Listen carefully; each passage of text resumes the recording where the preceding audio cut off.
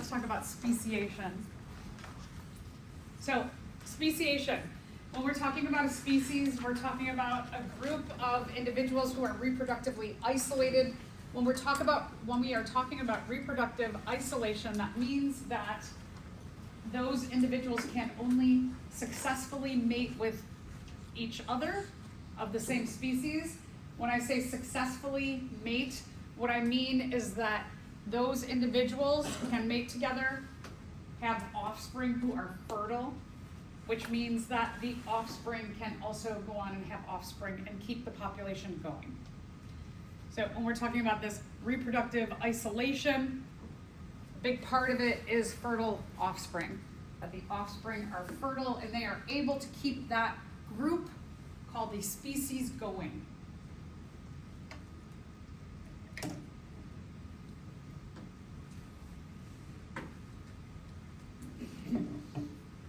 While these two fish look a lot alike, they cannot mate together and have fertile offspring.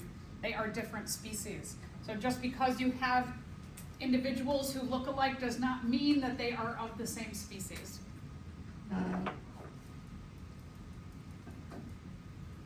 Let's take a look at this. Oh, gosh, darn it.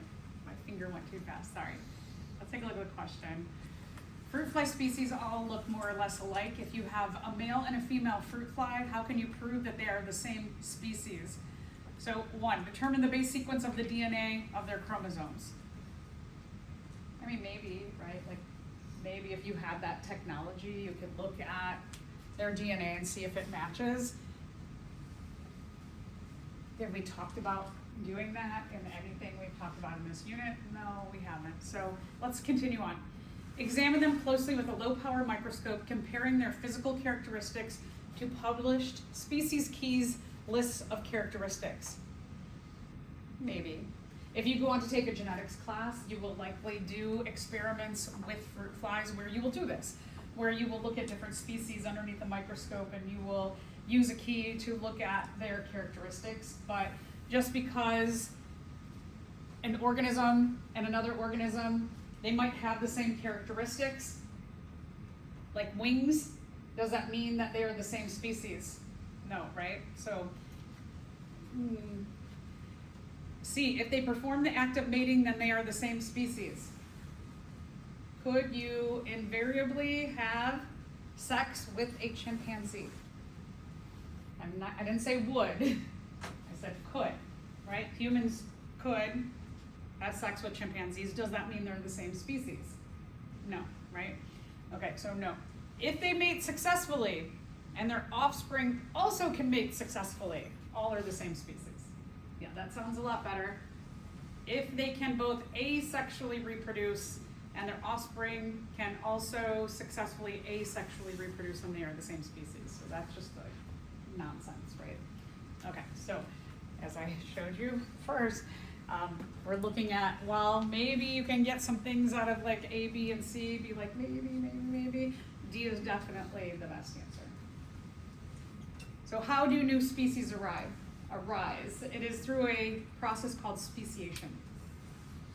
So speciation is when organisms change over long periods of time to become different than their core group, maybe their common ancestor group.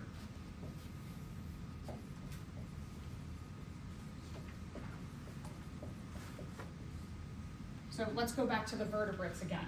When we have been exploring the vertebrates in this unit, we know that vertebrates have a humerus, a radius, ulna, carpals, metacarpals, and phalanges. And with divergent evolution,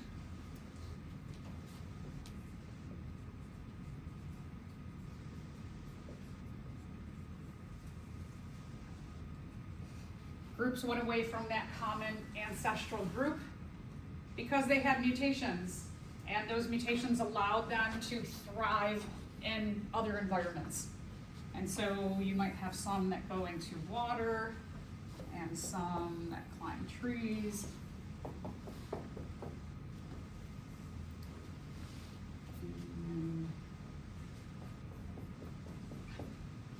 So we have a lot of different environments, right? You could specialize in living on the land, like if you're a goat and you have mutations to your phalanges and your metacarpals and it made this hoof-like thing, it's easier to walk around on land.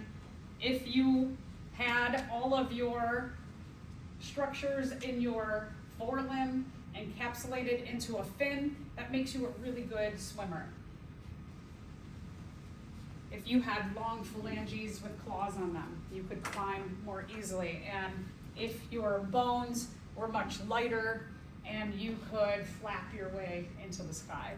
So when we're talking about speciation, it is what we have talked about before, that we can see from a common ancestral group, things might happen where there might start to be what we call environmental resistance, and it means that the environment is pushing back on the growth of that population to a point where that population is experiencing running out of space, fighting for resources, lots of competition, probably overcrowding leads to diseases, fighting, easier to be spotted by predators. And so you start to have all of these issues with an explosion in population. And in this group, you could have genetic drift, where you have founder populations that go, hey, we all have this same mutation, let's go off into this area where we can experience the process of natural selection more easily because we have these specific kinds of mutations. Good question. Can mutations and evolution have to do with self-fertilization or not? Yes. Most species cannot self-fertilize.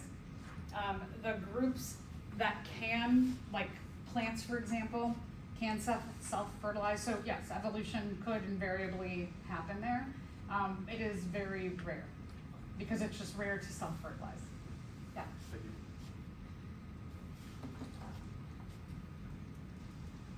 you. Okay, so when we're talking about speciation, what happens is as a group experiences isolation. So like here with our common ancestor example, if you have a group that leave and they go and they're like, you know what, it's getting crowded and this is hard to survive, there's too much competition. We have our hoof, we have our phalanges and our metacarpals. They're these hoof-like things so we can run away and we can live in the fields and eat all the grass and we can experience the process of natural selection in a place that makes it a lot easier for our survival. And they go off into this area, they isolate themselves from that main group. And as they isolate themselves from the main group, no longer are they having gene flow. That they are not sharing their genes or mating with this main group here or other groups of their species. What they're doing over here is they're experiencing the process of natural selection differently than clearly in water or in trees or in the sky. So they experience the process of natural selection differently. When they go over here, as mutations continue to occur, what is favored in this environment and the mutations that pop up are going to be different than what's favored here and what's favored here and what's favored here.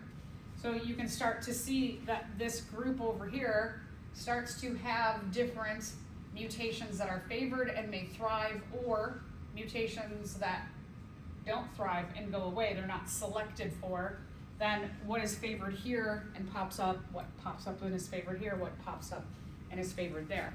So they're all experiencing in isolation the process of natural selection differently depending on what mutations are favored or not.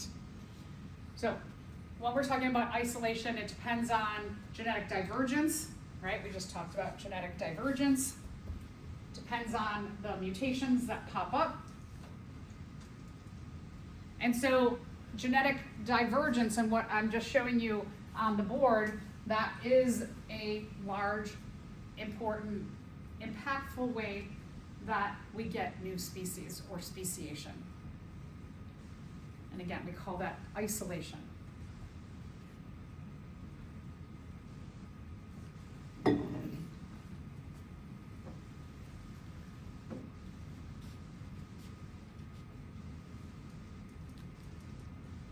There's two main kinds of isolation. One is called allopatric speciation. Could be in here that some kind of geographical barrier pops up. There's an earthquake and a big mountain comes up here and it separates the groups. There's a flood and a big river separates the group. This is the most common kind of genetic divergence. That something out in the environment causes a separation of the main group.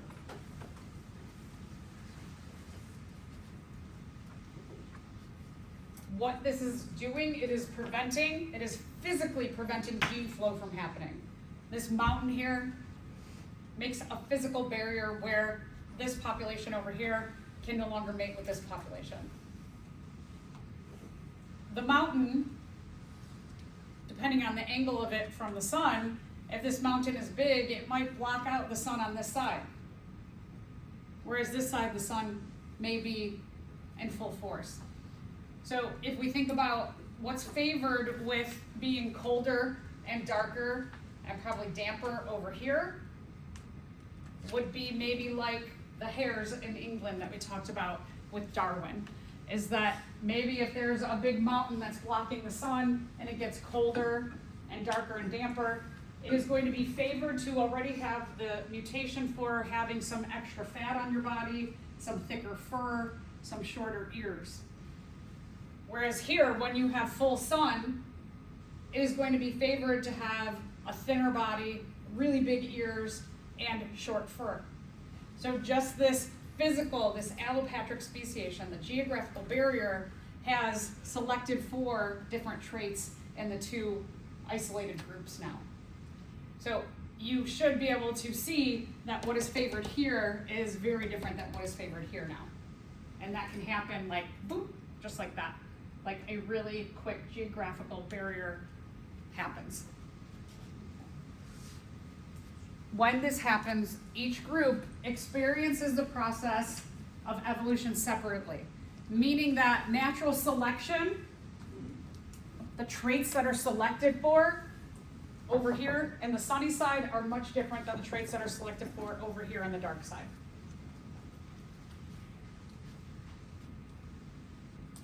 If that geographical barrier stays for hundreds of years, the population over here, we can hypothesize that the percentage of individuals who thrive, or the allele frequencies of short ears, long fur, fat on the body, we can hypothesize that those allele frequencies will go up, and over here those allele frequencies will go down. And over here the allele frequencies that will go up and be favored are going to be the short fur, slimmer body, and long ears. And so we can see that what is selected for in these two environments are going to be very different. It could also be that over time, let's say there's 100 generations, and maybe this mountain over time is coming down, coming down, coming down. And if when they can have gene flow again, when they come back together, if they can no longer together have fertile offspring, they have become different species because of this isolation. So that's the key thing, is if they can come back together eventually, and they can no longer together produce fertile offspring, they've become different species. They've become different enough. The genetics, the allele frequencies have changed so much that they can no longer mate together. So here's an example. We've got some lizards over here, and you can see they're green, and this log floats over, and 3 of them are like, oh, that looks fun, let's get on the log. And then the log starts to move, and they're like, uh-oh. And they get taken over to this island over here. And over here, there's a lot more shade. So this lighter color is favored, and over here, there's a lot more sun. So having more melanin in their skin is favored to get more skin protection. over time, let's say that again, over time, more and more melanin in the skin is favored, and these become darker and darker over time. And let's say 100 years from now, some of them can make their way back here, or some of them can make their way. If when they come back together, if they can still mate and have fertile offspring, they still are the same species. But if they can come back together and they can no longer have fertile offspring together, they have become different species. So again, most common form of speciation or isolation is allopatric speciation. A geographical barrier separates the groups. Something completely separates these two groups. They experience the process of natural selection differently, and they may become different species over time. All right, this is a little less common. It's interesting to think about that this can be happening. It's called sympatric speciation. This is more of an ecological issue, meaning where you live and what you do. It's a lot more about what we call the ecological niche. An organism's niche is everything that they do. All the characteristics of how they look, how they act, where they live, what they eat, who their predators are, who they prey on, who they compete with. So all the aspects of an organism's life. And when we're talking about sympatric speciation, we could have species become different from one another in the same area. Like, how does this happen? So as I mentioned, the niche, all of the different aspects of an organism's life, those organisms are so specialized in what they do and where they do it that they never interact with others in their same area, in their same ecosystem. So kind of like this. Maybe this past couple weeks you sat down and someone else just sits down at a desk next to you and you get to talking to them and you're like, hey, where do you live? And you're like, oh, I live in Orland Park. Like, me too. Where do you live in Orland Park? Oh, I live behind the Marianos. Me too. That block that has all the trees on it? Yeah, I live on that block too. And you're like, I have never seen you before in my life and we live on the same block. Ever happen? Where you meet someone in the world and you're like, holy cow, we have been in the same area, physically maybe our homes, but we never do the same things, so we have never met up. Maybe the person you met, they're really into sports and you're really into gaming. And so you spend a lot of time at home or you go to a certain friend's house to game and they spend a lot of time at the gym and going to sporting competitions. And so you just like never do the same things, right? So this is what we mean by sympatric speciation, is that you can live in the same environment as another species, but you just do things totally, like you do your things, they do their things, but you never really cross paths. It can happen. What this does is it's when organisms do specific things to lessen the amount of competition that they have in their life. So I'll give you this example here. It's a big thing. Evolution favors organisms who have less competition. The idea of competition, like if we think about competition, we think about there's winners and there's losers, right, in competition. So if I said to you all, oh, by the way, I've just changed the rules. I only give out 2 A's in this class and everyone else gets an F. Would you try and sabotage your classmates? Would you tell them, like maybe you stand outside the door and you're like, oh, class is canceled.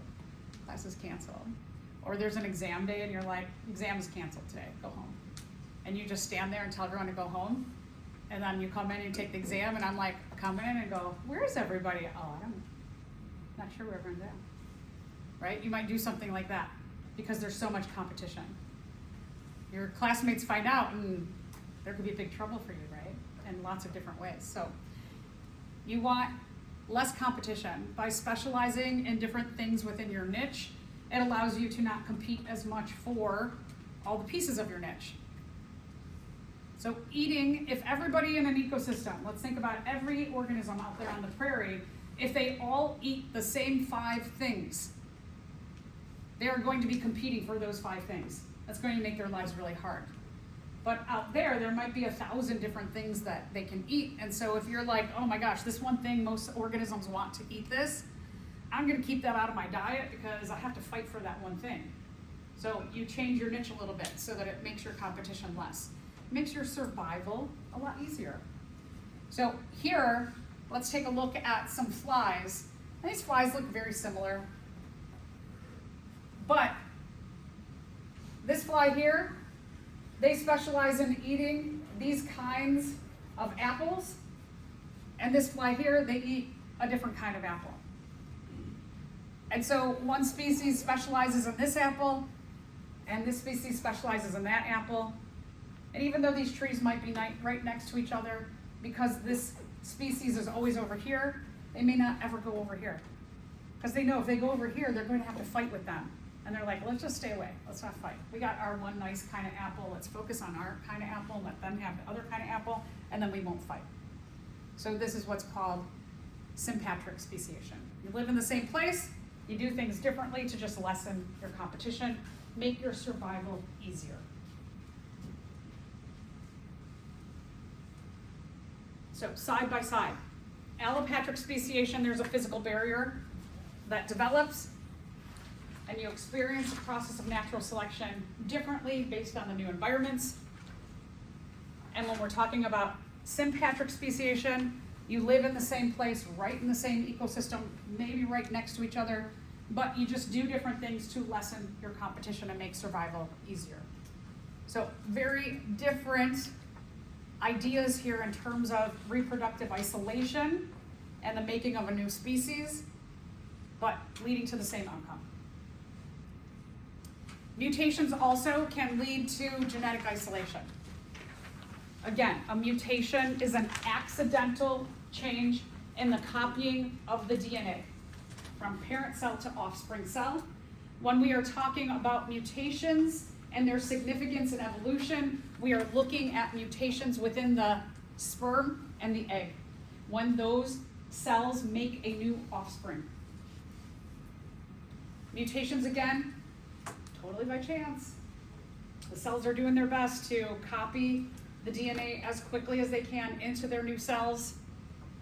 The cells don't go, I want to make this, and this change in that new cell I'm creating. They cannot do that. They just try and copy as fast as they can, as correctly as they can. We do have, in terms of cells, we have checkpoints where the cell has mechanisms to check over mistakes, but there's only so many checkpoints that can work. So if you use, like for example, let's say that you use a spell checking system for a paper, and in your paper,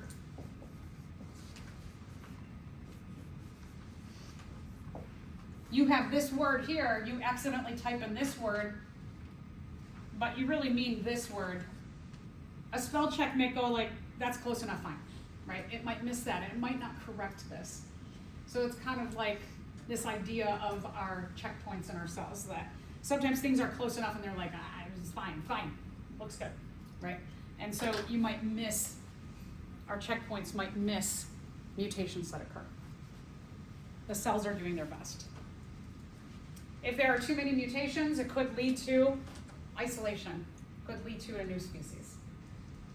Oh my gosh. Okay, so since the Pleistocene Ice Age, long time ago, deserts have been gradually forming in the southwestern United States. As the original lakes and rivers of this area shrank from connected streams into isolated streams, the fishes living in them developed a strong potential for which one of these? What did we just talk about? Yeah, good. Speciation. And would this be an example of allopatric speciation or sympatric speciation? Good, right, there's a geographic barrier, and so that would be allopatric speciation. And just kind of last thing in terms of speciation, extinction is a natural part of evolution. Extinction has always been happening. The term extinction means death of all members of a species. We have other definitions as humans, like we might say the not seeing a species for at least 50 years and then they might call something extinct. But then sometimes things happen where it's like, oh, and deep in the rainforest, we found a population of the species that we called extinct. So we do our best as humans to track this. Look at this statistic. Over 99% of all species that have existed have gone extinct. We are in the 1% right now. It's pretty wild. So totally natural part of evolution. Sometimes the environment changes and the species is knocked out because there's not enough variation. Nobody can survive this change. That's the way it goes. Totally normal. One of the things that is accelerating, or has always accelerated, I should say, extinction is climate change. Climate change has always been happening. Humans are accelerating climate change. I know we've talked about this, and our influence on every species on the planet and the way that we live our life to influence changes in climate in the current day. Okay, so let's talk about what makes a species vulnerable to extinction. One is they have a very small, localized area that they live in. They are not distributed very widely. Like pandas, for example.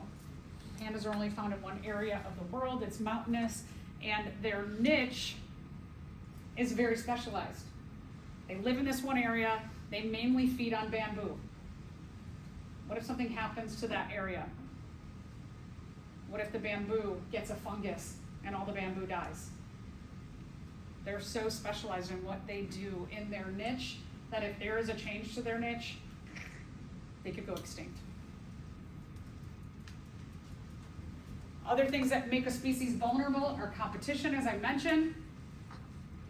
When we are talking about sympatric speciation, it is good to have a variety of things that you do in your niche so that you are not competing for every part of your niche. Also, who's your predators, who's your prey? If a parasite comes along, remember the elephant seals? What if a virus comes along and everybody is susceptible to that virus? They can all be gone, all 30,000 that we have today, because they're so similar. And the last thing that makes a species vulnerable to extinction is habitat destruction and humans. Maybe enrollment starts to go up and up and up here, and our president says, let's get rid of that prairie and make another parking lot. What if there's an endangered species out there? All those species, regardless out there, they have to find a new place to go. So when humans decide we want to build, a lot of times it's not considered what lives there. What is the value of those species, even to us? What kind of benefits do we get from those species? They just go, nope, we need a parking lot. Bye. Okay, so that's a bit about how new species are developed. Let's talk about the history of life.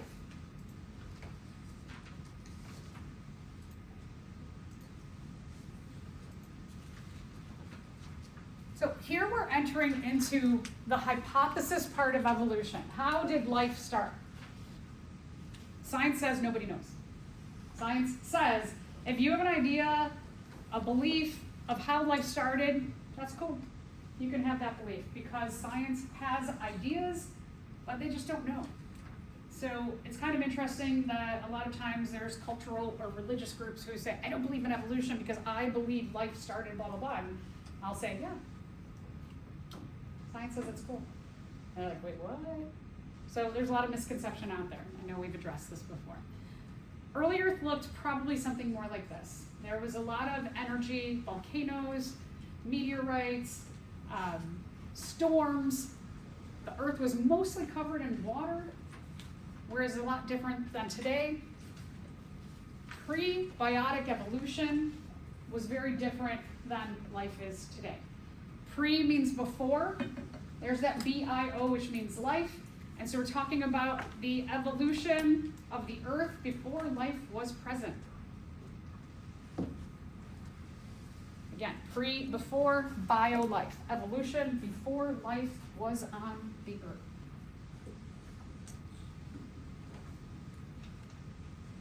The atmosphere was made up of very small elements and compounds and molecules. a lot of inorganic molecules, ammonia, hydrogens, water, lots and lots of water. Small organic molecules like methane, for example.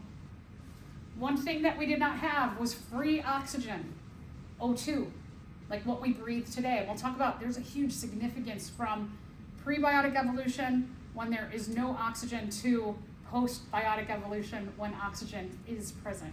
How did they find evidence of it? How did what? How did they find evidence on that? They can go back to cores of the earth, so they can take these machines that are metal, and they can like drill all the way down, and they can pull these tubes of layers of the earth, and in those layers they see what is dissolved in those layers. Yeah, good question. Yeah, so that's how we know what was there. And they can date some of the rocks, they can do some carbon dating. So there's a lot of different chemical mechanisms of how we know what was present and when. Yeah, good question. Okay, so formation of the Earth. The Earth probably came about 4.5, 4.6 billion years ago. You need to know the general dates of the things that happened, importantly, like what happened first, what happened next, what came next, what came next. Probably a bunch of meteorites crashed together and started rotating around the sun in our location.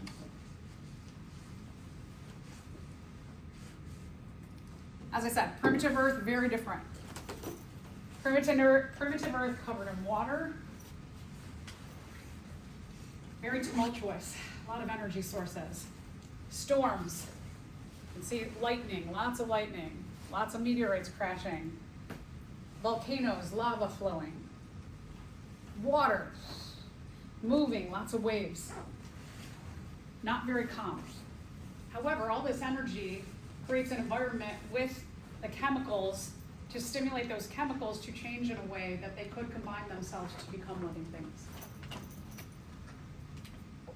Majority of the Earth had liquid. We know to this day that water is critical to making and breaking molecules and compounds. Good question. Was there animals already, like fish? No, nothing yet. No life. Yeah. So no living things at all. We'll get to them eventually. Yeah, so you're building there. Good question. You're like, oh, there's got to be fish in there, right? No, nothing. No life. Not even bacteria or archaea, no prokaryotic cells, no even unicellular cells yet. Nothing. Okay, so the early conditions of Earth, you've got all these energy sources that are going to stimulate chemicals in water to react. Key principle in our bodies is that we make and break molecules by putting water in or taking water out. So we know water is really important, and there's tons of water. And then we have all these little chemicals. And so, for example, if we're looking at like the basic structure of an amino acid, and in groups amino acids leads to protein, we have an amino group which comes from ammonia. And then if you have some, maybe methane with some carbons and hydrogens on it, maybe this has a carbon on it, got another carbon here, some oxygens are used, and you can maybe hypothetically form something like a base biomolecule like an amino acid. How do we know this is possible? There are two scientists who came up with a simulation to show, like, if we put ammonia and we put methane and we put water and we put carbon dioxide, we place all of those into a machine, into a closed system with also electricity, and we have some boiling, and we let that rotate around for a while, they do find the formation of different biomolecule groups. And they're like, huh, it's kind of similar to early Earth. And what it looked like, I'll get to what it looks like. You have, I think on the next page, you have the picture of what it looks like. But what they found is combining different compounds and molecules with water, with electricity, they found they could form proteins and nucleotides and ATP and carbohydrates and lipids. And so depending on what they put in, they found they could form the biomolecules. And so it looks something, Miller-Urey's setup Their simulation of early Earth looks like this. Does that look like early Earth? No, right? But it has all the components of early Earth. And so again, this is just hypothetical. This is a model to show maybe this is how those first molecules came about, and then those molecules built into compounds, and those compounds into biomolecules, and those biomolecules into living things.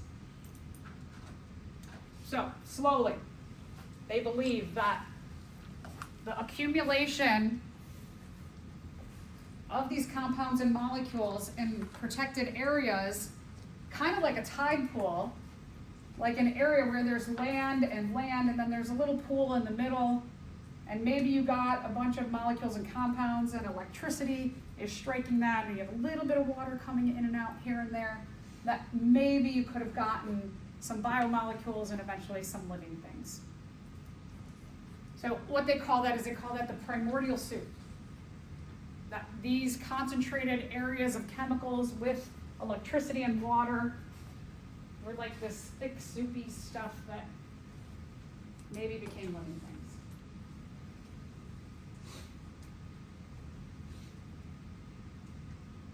All right, first cells. Lots and lots of hypotheses about how the first cells came about. They believe in these thick primordial soupy areas. There were probably a lot of different compounds and molecules, and maybe, hypothetically, there were these what we call microbial mats, where you had different species of cells that kind of grouped together in this like clumpy, gooey stuff. Still, scientists debate, the world philosophizes, how did life start? We still don't know. We don't have that evidence. With the simulations that we have, life, just like mutations, could have just happened on the Earth by chance. But again, all hypothetical. Okay, I love this illustration because it should give you an idea of, like, we were looking at a 24-hour clock about when Earth started and maybe when living things came about, and then some of the other actions that eventually give rise to us as humans. So if the Earth started at about here, at about almost 3 o'clock in the morning, so pretty early on in this 24-hour clock, we get the Earth. And not too long after, the first prokaryotes, single-celled, simple organisms come about. These prokaryotic cells are doing what we call anaerobic respiration. There is no free oxygen, so they are not using oxygen to breathe. They're doing a very primitive form of respiration. We'll talk about the significance of that in a minute. And then what we see happening is we go from, this is about Earth about 4.5 billion years ago.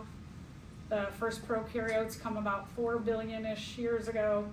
And then it's like a whole more than billion years later before free oxygen accumulates. So we're almost like halfway through our clock day before oxygen is actually starts to accumulate in the atmosphere.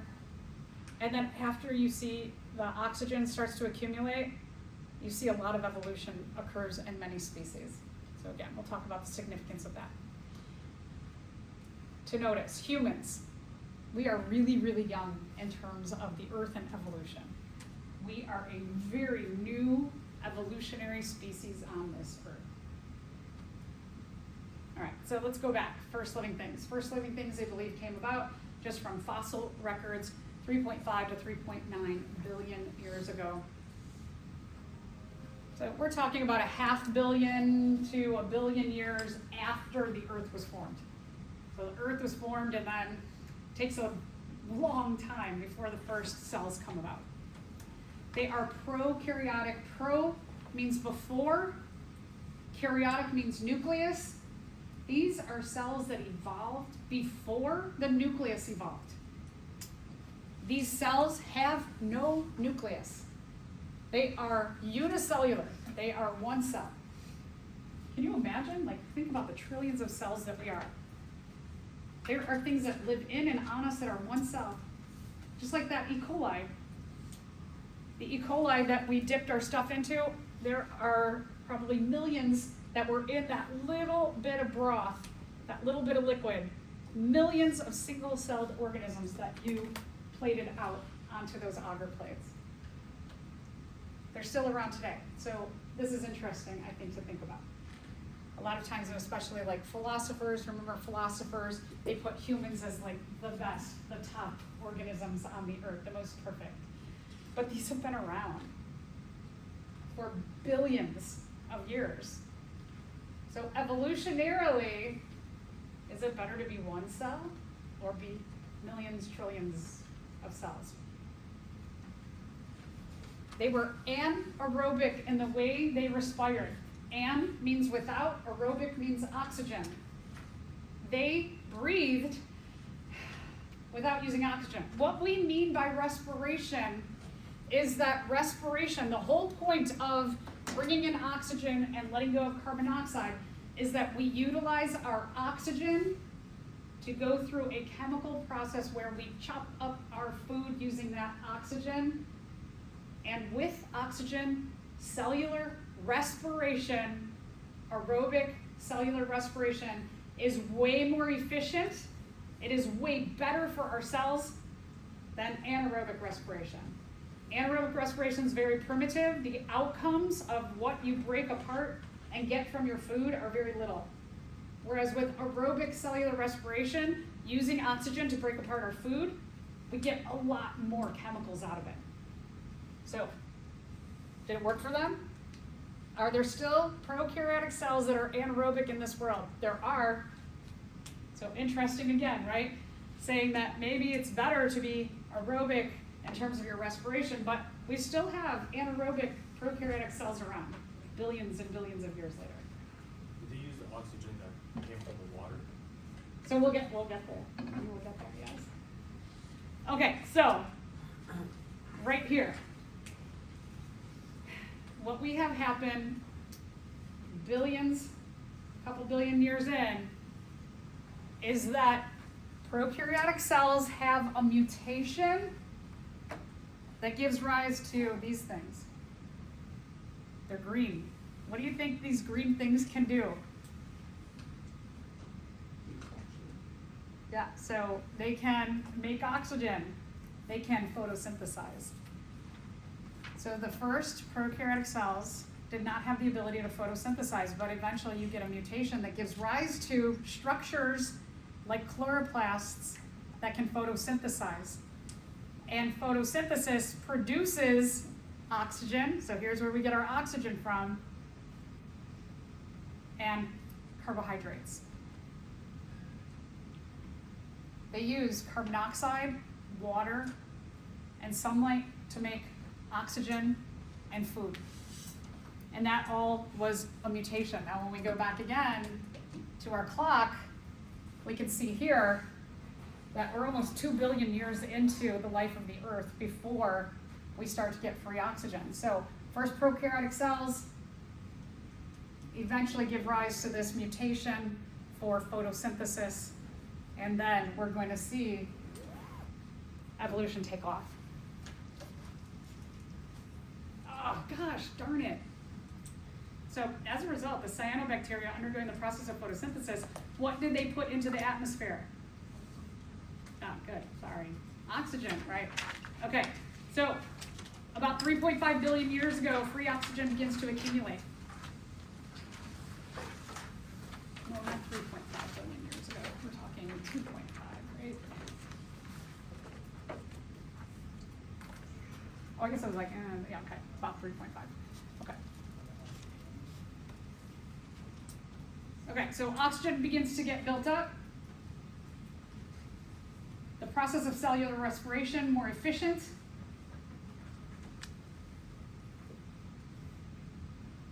Let's talk about the difference between aerobic and anaerobic respiration and the outcomes.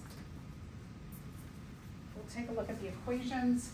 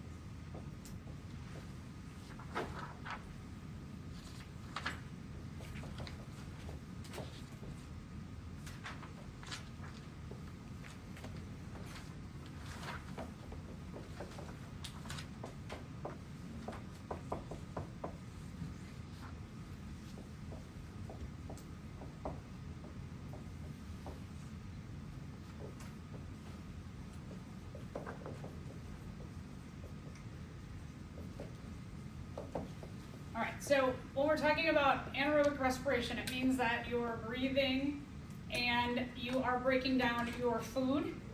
A lot of times when we're talking about respiration, we say glucose plus whatever, right? But really it can be any kind of food can get funneled into respiration. So food in general, I'd say specifically the easiest thing to go in is glucose, and what you get out of it, carbon dioxide, water, ATP, and then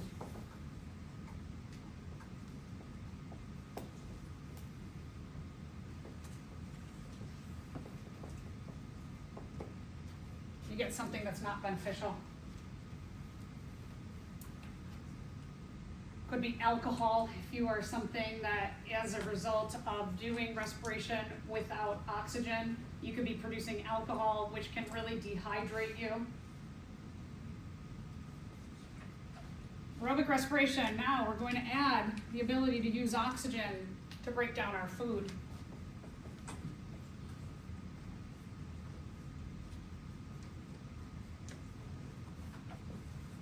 And what we get is we get carbon dioxide.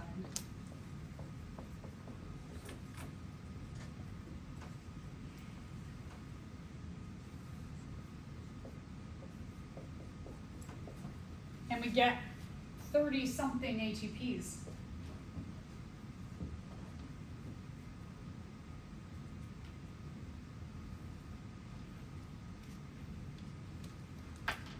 Are both of these processes breaking down food? Are they doing the essential same things, right? When you don't have oxygen, big thing that helps our cells to work is ATP. Very important, the production of ATP in our cells.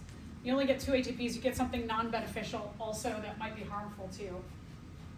But when you can use oxygen to facilitate breaking down your food, now you can get 30-something ATPs, depending on the kind of cell, depends on how many 30-some ATPs you get. But you're still breaking down your food, but you're getting a lot more of these invaluable ATPs out of it. So it's kind of like, let's say in lab today, I said, okay, I'm going to give you both a lab, I'm going to pay you for doing this lab today. So you all here are going to do the lab, I'm going to give you $2 an hour to work on this lab. And you all over here, I was like, hey, you know what? I'm gonna give you $38 an hour. You're doing the same lab. Is it fair? No, it's not fair, right? But that's the way it goes. When you don't have oxygen, the good thing is you still get some ATPs. We need those. We need ATP to keep the cells running. So at least you get to break down your food and get this valuable ATP to keep your cells running. You also get something that's not so beneficial in your environment. But you still get to keep those ATPs. You get a little bit. Here, you add oxygen and you get a lot more ATPs and you don't get anything that's non-beneficial. So when oxygen evolves and starts to accumulate, when you have the ability of cells to do something like photosynthesis and they start to pump oxygen into the atmosphere, it makes metabolism, the ability to break down our food, way more efficient. It makes cells struggle less, right? If you're only getting 2 ATP per the same kind of food here, you've got to get a lot more food. You're going to get tons of food to make enough ATP to make your cells run. But here now, survival is a lot easier when oxygen is around. So you can focus on other things, like reproduction, right? Okay, so evolution starts to rock and roll after oxygen starts to accumulate in the atmosphere. About 2 billion years ago, not too far after the evolution of the chloroplast-like structure and photosynthesis, we get more and more membrane mutations. Membranes are really great because membranes can control what comes in and out of a cell. Membranes can control what comes in and out of an organelle. So there's a lot more control about what is happening in cells when you have membranes. There is what's called the endosymbiont theory. How did we start to get organelles?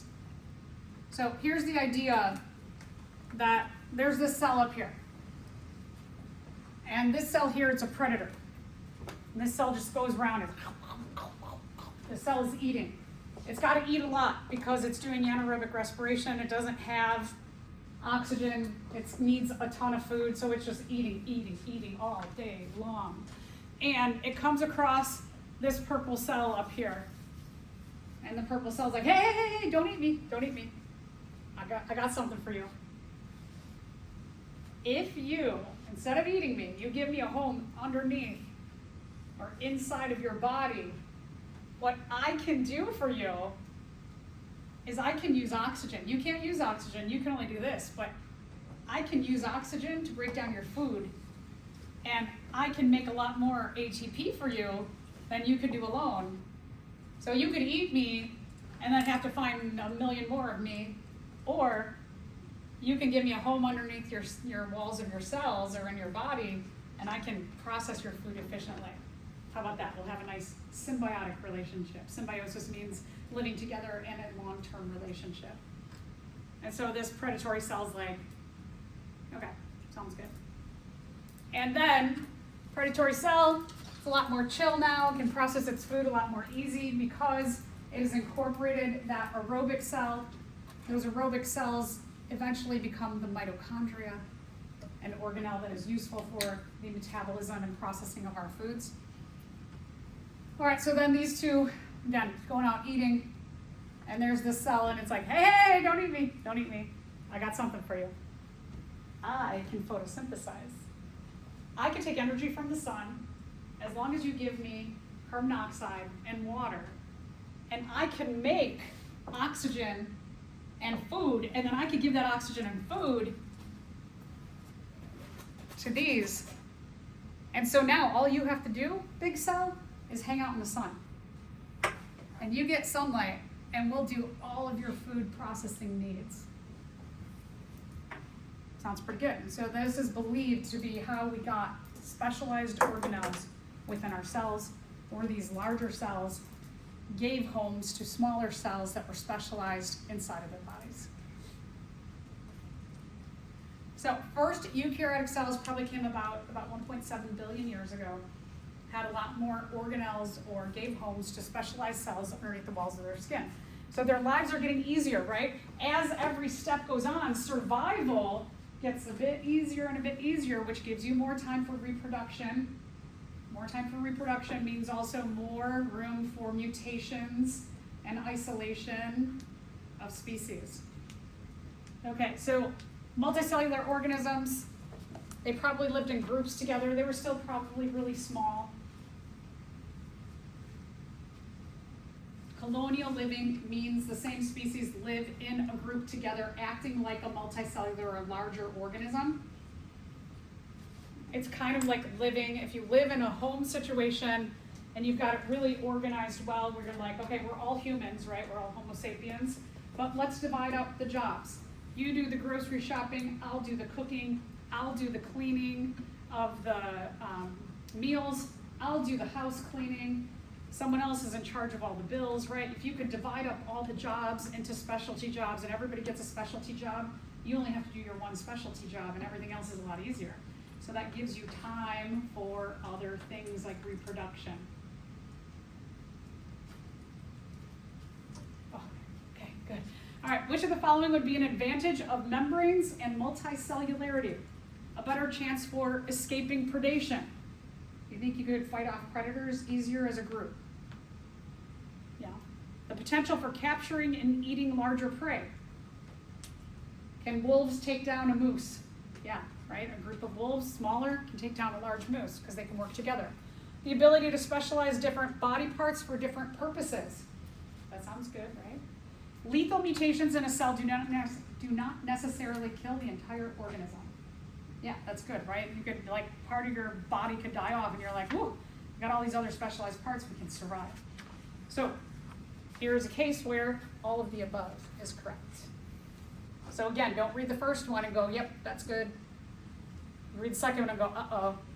You might want to mark, you can write on your exams, you can write, this one sounds good too. So keep looking. All right, first animals come about a billion years ago.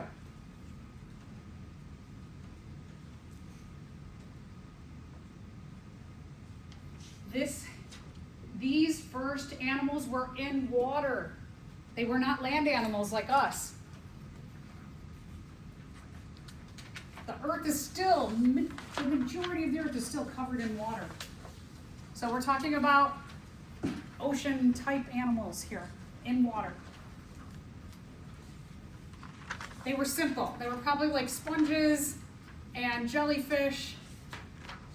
There were probably plant-like organisms like seaweed and kelp. 400 million years ago, more than half billion years ago, more than a half billion years later, we have organisms that invade land. So everything is everything is in water up until 400 million years ago. So being on land is relatively new in terms of evolution. Okay, so let's talk about the bad things. You are an organism who always has lived in water. If you are something like a jellyfish or a sponge, you're kind of goopy, right? If I'm a jellyfish, if I take a jellyfish and I bring it out of water, does it maintain its nice bell form with its tentacles, or does it turn into like a ball of jello? Yeah, it can't maintain its form. Because in water, you don't have to worry about gravity, right? You just like can float around and you can look how you look. But you come onto land, you better have a structure, like maybe bones, for example, that can support the soft tissue of your body so that you can withstand gravity. There's less water. We've said water is super important to the making and breaking of molecules. If you are dehydrated, you cannot make and break molecules in your body. Your body becomes less efficient. You can die. So you don't have as much access to water on land, whereas before it's just everywhere around you. Sunlight is good if you're a photosynthesizer, but also what if you're very, like you don't have a lot of melanin in your skin, you don't have a lot of sun protection, you better find a place to hide from the sun. In water, you can just swim down deep and then you get away from the sunlight. And you better be able to reproduce in a very dry environment. The air is a lot drier than it is in the water. So you've got to figure out, you've got to have mutations that allow you to be able to reproduce in a dry environment. Okay, let's talk about what's good about it. So many bad things, right? But the good thing is, there's not many other species who have evolved to have mutations to deal with all of that. So you don't have a lot of competition. Everything is yours. You get all the space, you get all the food, there's not a lot of predators. It's great, really great situation. The first land plants, right about then, 475 million years ago, they had to have waterproof coatings so they didn't get dehydrated. Plants to this day still have what are called cuticles. It is a waxy coating on the outside of their bodies. You might notice plants have a little like shininess to them. That's their waxy coating. It helps to keep water inside and keeps them from dehydrating in our air dry environment. They also had specialized tissues like us, how we have a vascular system to transport water, blood, nutrients around our body. There were mutations to land plants that they also had a vascular system, tubes to transport water and food around their body, much like us. And they were able to reproduce either in swampy areas, so some of them grew just like wetland plants today. They use the water to reproduce, but some also have mutations that they could put their embryos inside of seeds where there are waterproof coatings. And then in the right conditions, those waterproof coatings would start to break down and their offspring could be released from the seed. There were also flowers. Flowers are pretty and smelly in often good ways, sometimes not good ways. And that would attract animals to you who, if you give them a little bit of sugar that you produce through photosynthesis, a little nectar, they get in there and they lick the nectar and they get pollen all over their bodies. The pollen has sperm in it, and then they fly to the next flower to get some more nectar, and they drop some of that pollen or sperm on the next plant. And now you're using, get this, flowering plants use another organism for their reproduction. Can you imagine? if as a human, your sperm had to be delivered from you to the female via another organism. That's weird. Plants do weird stuff. So these evolutionary features we still see today, and we'll talk about the evergreen trees, the gymnosperms, the angiosperms, the flowering plants, and we'll talk about some other weird adaptations next week that plants do. Eventually then, 400 million years ago, we get the rise of, from fishes, have mutations that give rise to amphibians. Probably the first vertebrate organisms, those with a backbone, those with a humerus, radius, ulna, carpals, metacarpals, phalanges, were probably something like a mud skipper, which is a fish that has fins. They can use their fins to walk around on land. They had a mutation that they could walk a little bit. They also had in their stomachs, they had an extra pouch that could take in oxygen. And that oxygen from that stomach pouch could diffuse into their blood to help break down their food efficiently. So they started to actually respire or actually breathe like we do today. Again, there wasn't a lot of competition, so they could eat all the algae and plants that were around without worrying about predators. Eventually you have mutations to those mud skipper type fish, those walking fish, that give rise to the amphibians. Lungs a little bit more advanced than a stomach pouch. Mutation that separates the digestive system from the respiratory system, but still pretty primitive lungs. Mutations to the skin so that they could respire, breathe with their skin. Amphibians, one of the things about respiratory surfaces is they always have to be moist.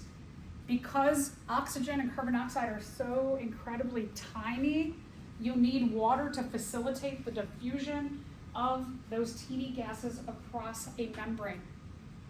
And so, amphibians, they can use their skin as a respiratory surface, but that means that amphibians need to be in very moist environments so that this respiratory surface, as well as the one internal, stays moist.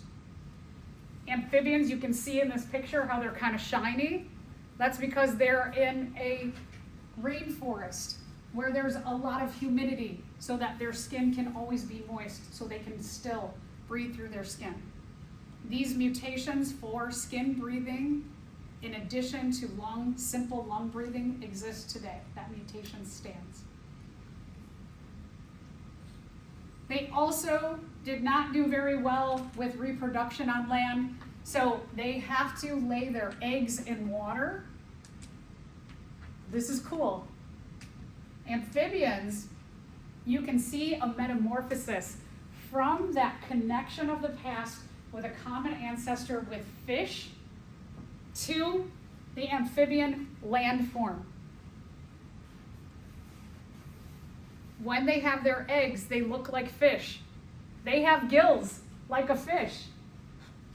And when their embryos start to metamorphose, they start to lose their gills and develop their lungs.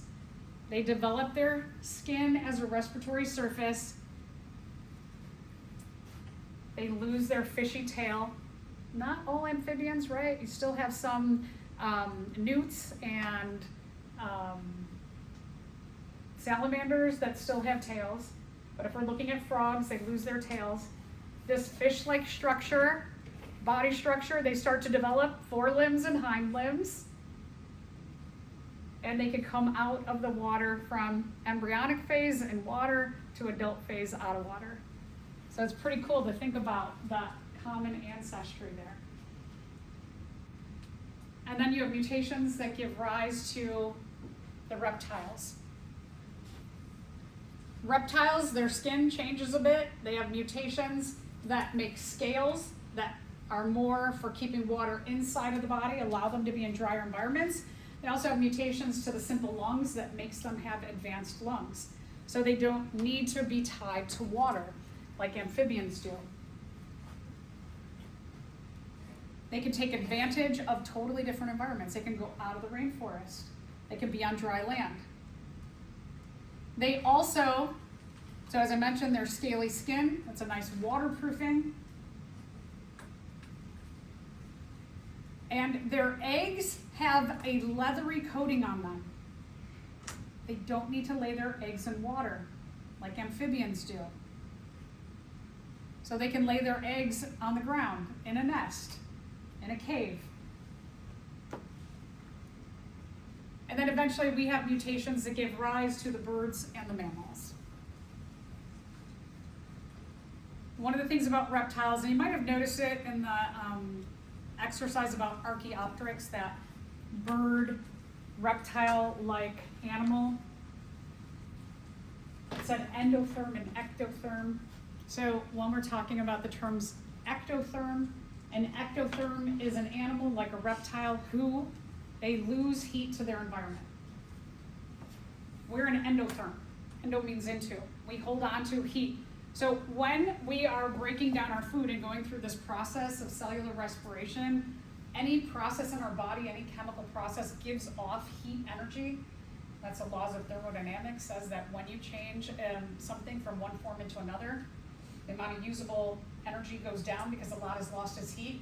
We have the ability as an endothermic organism, mammals and birds are endothermic, we can hold on to some of that heat loss and we can keep it in our bodies, and we can keep our body temperatures at a regular temperature, which means that we don't have to go and find heat in our environment. We make heat and we stay a stable temperature. When we're talking about the reptiles, they lose heat to their environment. They don't have that same metabolic magic that we have to hold on to the heat. And so reptiles, they are generally not active at night. When the temperatures get cooler, they're like, oh, I'm so tired. I don't have the ability to hold on to heat. I'm cold, I need to rest. When the sun comes up in the morning, what they do is they come out all sluggish and they go into the sun and they do this. And a lot of reptiles, you'll see them, it looks like they're sunbathing. They are. They're collecting energy from the sun to warm up their bodies, to speed up their metabolism, so they can actually get moving, so that they're not cold anymore. So we have a big difference between the ability to be endothermic is a lot bigger of an advantage than ectothermic. Being endothermic, having a regular body temperature, we can take advantage of going out into cold weather, going out into the night when it's cooler. We don't have to worry about collecting heat and being tired. So metabolism, mutations to birds and mammals. Also insulation, going from having scales in reptiles, now feathers and fur and hair, they keep warmth in the body too, right? You put on a coat. I'm always amazed. I look at my dog, it's really cold outside, and she can survive out in that cold, right? If I walked outside with no coat on, ooh, right? We wouldn't make it very long. So having that insulation is better. Feathers allow for holding in heat, but feathers, in a lot of cases, allow for taking advantage of flying. So feathers, as well as mutations to the structure of bones, to make bones lighter so that birds could lift themselves off the ground with their wings and their feathers. They also could be active at night, just like mammals now, right? Being an endotherm, you could be active at night too. And then remembering Archaeopteryx is a transition animal. It shows both bird and reptile characteristics, shows that relationship between dinosaurs and birds. And you can see that it has scales like a reptile, claws like a reptile. It has teeth, can't really see it too well, teeth like a reptile. But then birds, it has a beak, it has wings, it has feathers. And then eventually we have also the mammals. The mammals were around at the tail end of the dinosaurs. The mammals were very small, dinosaurs were big. Mammals, because remember, the dinosaurs were reptile-like creatures, so they could only be active during the day because they are ectothermic, whereas being endotherms, the mammals could come out at night when the dinosaurs were resting. So the little tiny mammals were like, okay, all those scary creatures are sleeping. Let's go out and party. Let's live our lives. And so they were small, they stayed out of the way. They probably burrowed and climbed and just like try to hide from the dinosaurs. They would be just like a little tiny snack for the dinosaurs. They were very small in comparison. One other thing was a mutation to the mammals that allowed them to grow their offspring, their embryos inside of their bodies. So now you don't have to worry about leaving the nest behind or the babies behind, right? You can take them with you. So you can walk around the world with your growing embryos and your body's protecting them. Also mutations that allow for mammary glands so that when your offspring are born, you could feed them from your own body too. It's a big advantage. So early mammals probably looked like all of these little creatures that we know today. And last thing I just want to mention before we stop is this process of what we call mass extinction. Mass extinction is the sudden disappearance of a lot or the majority of species on the planet at once.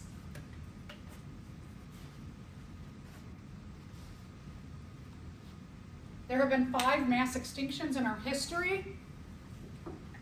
There are scientists who are putting together a lot of evidence to say they think we're in the 6th mass extinction being caused by humans. A lot of species are going extinct. The worst mass extinction was about 245 million years ago. 90% of the world's species gone extinct. Remember I said that extinction, 99% of all the species that ever lived on the planet are gone. So this is like a normal thing. And sometimes a big thing happens and there's a mass extinction. All right, let's stop right there. We'll pick up on mass extinction and tell a story about what happened to dinosaurs next time, and then we'll get into human evolution and classification and diversity. So if you will head over to lab in at 5 till, I will do a pre-lab for lab 23. If you want, take a break for 10 minutes. If you want to water your lab 24 plants, you can water them. Water both trays well, and then spray your treated tray. So if you want to get that done, you can. You can do it later too. Up to you.